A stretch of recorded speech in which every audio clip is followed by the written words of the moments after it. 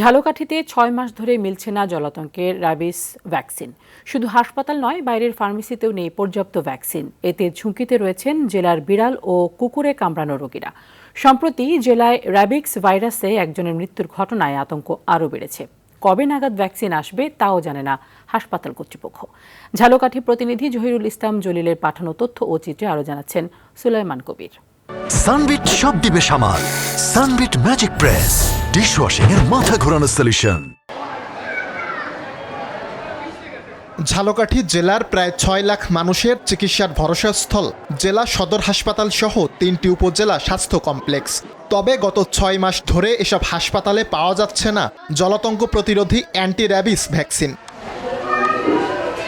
প্রতিদিন ভ্যাকসিন নিতে এসে হাসপাতাল থেকে ফিরে যাচ্ছেন অনেক রোগী।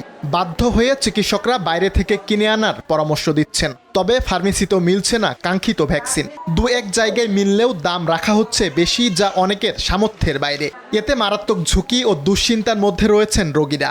আতঙ্ক আরও বাড়িয়েছে র্যাবিস আক্রান্ত হয়ে ঝালকাঠি শহরের পূর্ব কাঠপট্টি এলাকায় মনিরুজ্জামান মান্না নামে এক যুবকের মৃত্যুর ঘটনা। এখানে ভ্যাকসিন নিতে এসে দেখলাম যে হাসপাতালে আসলে ভ্যাকসিন পাওয়া যাচ্ছে না।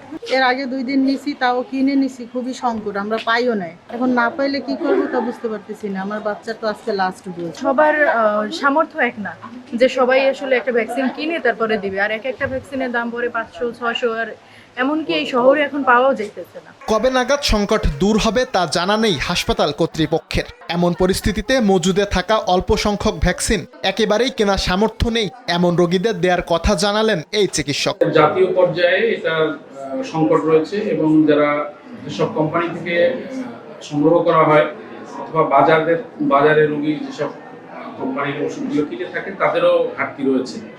এই বিষয়ে আমরা অবগত আছি। আমাদের স্টোরে খুব অল্প পরিমাণে মজুদ রয়েছে। যাদের খুব বেশি প্রয়োজন হয় এবং যারা খুব দরিদ্র তাদের জন্য এখনো কিছু মজুদ আছে, সেখান থেকে ব্যবস্থা আছে। দ্রুত ভ্যাকসিনের সংকট দূর না হলে প্রাণঘাতী র্যাবিস ভাইরাসে মৃত্যুর সংখ্যা আরও বাড়ার আশঙ্কা রোগীদের।